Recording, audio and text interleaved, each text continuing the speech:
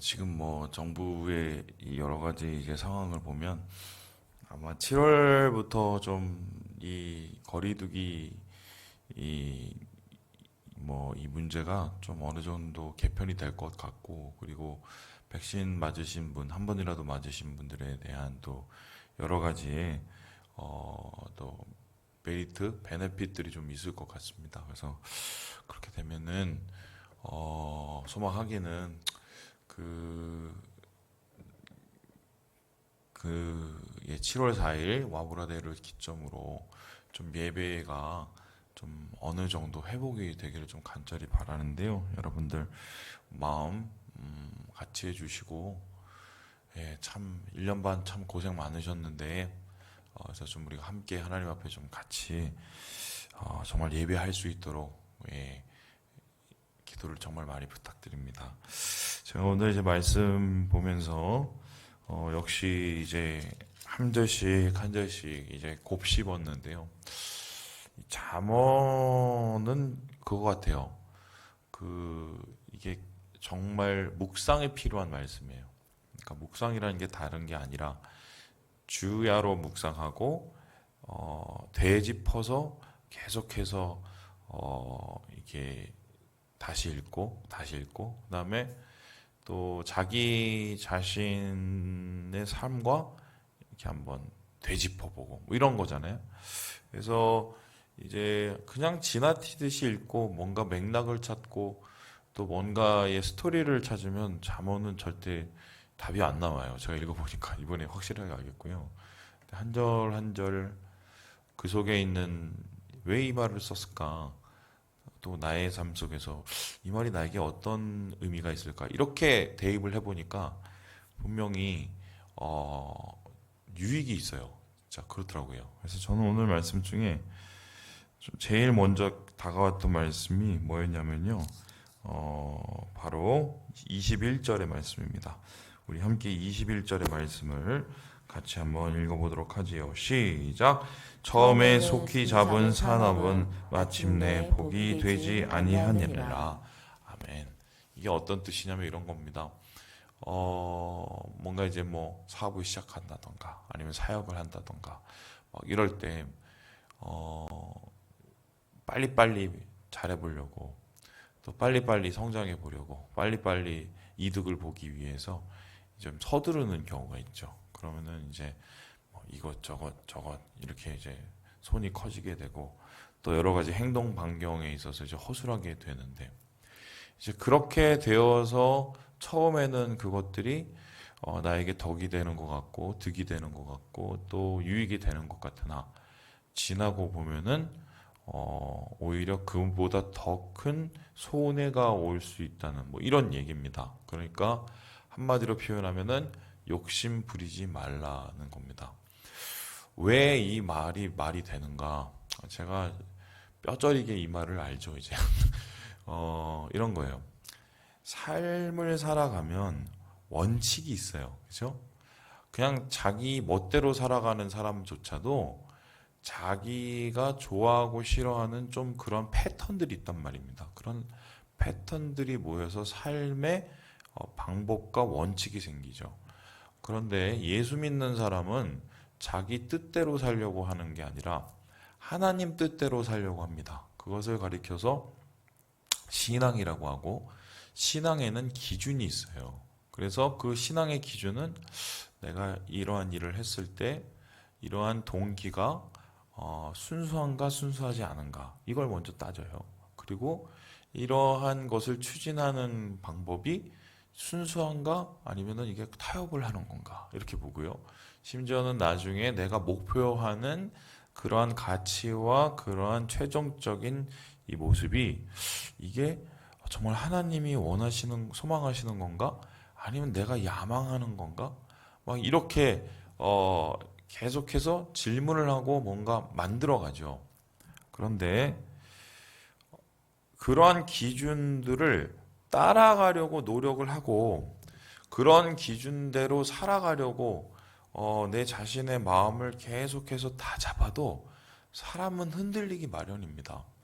기본적으로 우리의 마음이 이렇게 견고하지 못한 부분이 있기 때문에 또 각자가 한 명 한 명 가지고 있는 약점이 있기 때문에 그 분들이 견들어지면 나도 모르게 그 기준이 무너지게 되고, 그 기준이 무너지게 되면 나중에는 내가 왜 이걸 하고 있는지조차도 모르게 되는 경우가 오게 되죠. 그런데 이렇게 자연스럽게도 무너질 수 있는데 욕심을 가지게 되면 훨씬 빨리 무너집니다. 왜냐? 내가 당장 원하는 목표가 이만큼 있는 거예요. 그러면은 이 내가 삶 속에서 살아가는 그러한 이 모습들 속에서 지금 뭐 내 기준은 원래 이거였는데, 아니면 난 하나님이 이거를 원한다고 생각을 했는데 이거가 갈 길이 너무 멀고 이거를 붙잡기가 너무 머니까 아유 요 정도는 뭐 저 정도는 뭐 이러면서 하나씩 하나씩 나도 모르게 타협을 해가요. 근데 그 타협을 하는 데서 그냥 끝나는 게 아니라 항상 그럴 때마다 우리의 마음을 유혹하는 소리들이 있어요. 그게 사람일 수도 있고, 그게 오면 세상의 다른 방식일 수도 있고, 죄일 수도 있어요. 근데 그러한 방식들이, 그런 소리들이 우리를 유혹할 때 너무 쉽게 무너지죠. 그런데 흥미로운 것은 그렇게 그 유혹에 넘어가게 되면 처음에는 되게 잘 됩니다. 여러분, 유혹이라는 게 뭡니까? 보암직도 하고 먹음직도 한 게 유혹이에요. 자, 그러면은 아담과 하와가 선악과를 보면서 유혹을 받았어요. 그러면은 선악과를 먹고 나서 아담과 하와가 아유 괜히 먹었네, 내가 이거 먹어갖고 내가 실패했네, 처음부터 이랬을까요? 보면 그렇지 않아요. 나중에 자기가 가진 축복을 다 빼앗기고 나서야 그때야 이제 후회를 하고요. 그 전 찰나까지는 어떻게 보면 자기가 하나님이 돼서 잘 먹고 잘 사는 듯이 보이거든요. 인생이란 것도 그런 부분이 있는데요. 유혹에 넘어가면 잘 돼요. 그러면은 마음속으로 그런 생각, 그래, 이 정도는 해도 되나 보다. 이 정도는 타협을 해도 되나 보다. 이런 생각이 탁 생겨요. 그럼 그 다음부터는 어떻게 하느냐? 한 발 더 나가요. 제가 너무 잘 알죠. 예. 제가 지금 회개하는 거예요. 그러다 보면은 나중에는 정말 이도저도 아닌 게 돼버려요. 왜 이걸 하고 있는지, 뭐 사역이나 사업이나, 뭐 예를 들어서 제가 아주 적나라한 예를 들어볼게요. 사람들이 미국에 오시잖아요. 미국에 오시는 이유는 둘 중에 하나예요. 자녀 때문에 오든지 아니면은 한국에서 실패해서 새로운 기회를 찾기 위해서 오시는 분들이 대부분이에요. 물론 이제 최근에는 이제 돈이 많아서 한국이 싫어서 미국에 오시는 분도 있지만 그건 이제 소수예요. 둘 중에 하나죠. 애들 교육 때문에 오든지 아니면 성공하려고 오든지. 그래서 이제 그 오신 분들은 두 분 다 열심히 일을 하죠. 왜냐면 열심히 일을 하면은 그게 다 돈이 되고 카운팅이 되니까. 그래서 그 돈을 가지고 뭐 이 좋은 장소로 이동도 하고 또 아이들을 또 학교에 또 보내기도 합니다. 그런데 그렇게 한 10년 지나요. 옛날보다는 좀 기반이 잡혔을지 몰라요. 그런데 부부 사이는 이건 완전히 문제가 심각해지죠. 더 심각해진 건 뭐냐면은 애들 때문에 왔는데 애들은 별로 관심이 없어요. 나중에 어떻게 되느냐? 이혼을 하거나 애들은 엉망진창이 되거나 이런 그 케이스가 미국에 엄청 많아요. 제가 본 것만 해도 몇 건이에요. 왜 거기 왔나요? 왜 거기까지 와서 죽을 고생을 하고 그렇게 일을 하고? 분명 목적이 있었죠. 근데 하나하나 뭔가를 놓쳐버리니까 욕심에 무너지니까 처음 잡는 것에 그것에 만족하려니까 나중에는 정말 이도저도 아닌 게 돼버리는. 그래서 오늘 말씀을 통해서 분명히 우리가 이 욕심에 대한 부분을 좀 철저하게 우리가 좀 이렇게 내려놔야 될 부분 것이 있다. 처음 속히 잡는 것, 첫 술에 배부른 것은 절대로 성경적이거나 하나님이 원하시는 것이 아니다. 오늘 말씀을 통해서 우리가 깨닫게 되는 것입니다. 두 번째로 오늘 이야기를 보면서 제가 또 들어온 생각이 있는데요. 우리 함께 이 마지막 절 우리 같이 한번 읽어보도록 하겠습니다. 30절의 말씀입니다. 30절의 말씀입니다. 시작. 상하게 때리는 것이 악을 없이 하나니. 매는 사람 속에 깊이 들어가느니라. 이 얘기만 딱 듣고 보면은 역시 맞아야 돼. 애들은 맞아야 잘고 막 이런 거 딱 떠오르게 되고, 옛날에 보면은 그 안찰기도라고 해서 사람 많이 죽었잖아요. 적잖은 분들이 알죠? 뭐 마귀 쫓는다고 사람 때리다가 막 멍투성이 되고, 이 말씀 때문에 그랬나요? 예. 아니면은 정말 그 정당화시키기 위한 폭력, 그죠? 폭력을 정당화시키기 위한 대변하는 말인지 모르겠어요. 근데 제가 볼 때는 이 이야기는 그런 것 같지는 않고요. 바로 하나님과 우리 그 하나님의 백성 간의 관계로 이거를 읽으면 좀 다른 얘기가 되거든요. 뭐 이런 겁니다. 하나님이 우리를 사랑한다고 하면서 왜 하나님께서 때로는 우리가 참 원하지도 않는 어려움을 우리에게 주시고 또 원하지도 않는 괴로움을 우리에게 주셔서 이렇게 힘들게 만드나? 하나님이 나를 사랑하는 거 맞나? 축복하시려는 게 맞나? 뭐 이런 고민을 하게 되죠. 그런데 참 지나고 보면은 그런 겁니다. 그런 하나님의 뭐 징계는 그것이 맞을 때는 참 상당히 아프고 괴로워요. 그런데 그것은 절대로 그냥 넘길 수 없는 분명한 유익이 있어요. 맞는 것은 괴로운 것이지만 맞는 것을 통해서 얻어지는 이후의 유익이 분명히 있다고요. 그래서 히브리서 기자는 여러분 그 12장 말씀을 보면은 하나님께서 사랑하는 자에게 징계하는 이유를 얘기하시죠. 그 징계를 통해서 우리를 온전케 하시기 위한 것이라고 히브리서에서 우리에게 얘기하고 있지 않습니까? 그 대표적인 경우가 누구냐면요, 바로 다윗이죠. 여러분, 다윗의 삶을 한번 보세요. 어떻게 보면 승승장구할 수 있는 사람들의 인기 만점을 받는 어떻게 보면 좋은 지도자로 끝날 수 있었던 삶이에요. 그런데 그도 역시 사람이라 유혹에 넘어지고 시험에 넘어지게 되죠. 심지어는 사울보다 더 어려운 이 죄인의 자리에 가서 돌이킬 수 없는 순간까지 이르게 됩니다. 살인자가 되고 또 위선자가 되고. 그런데 보통 같았으면 하나님께서는 그러한 사람을 절대로 그냥 사용하지 않으셨을 것 같아요. 그런데 하나님은 다윗을 정말 사랑하셨어요. 그래서 하나님께서 다윗을 다시 회복하고 다시 하나님께서 다윗을 사용하시기 위해서 하신 프로젝트가 뭡니까? 다윗을 때리는 거였어요. 나단 선지자를 통해서 가서 그가 죄인인 것을 고발을 하죠.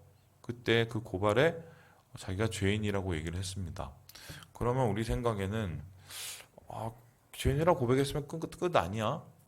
뭘 그걸 봐주시지 뭐, 자기가 잘못했다는데 뭘, 이렇게 생각하고 싶죠. 근데 그 후에 그 나단 선지자가 무엇이라고 얘기합니까? 1번, 부정하게 낳은 그 아이는 죽을 거야. 죽었죠?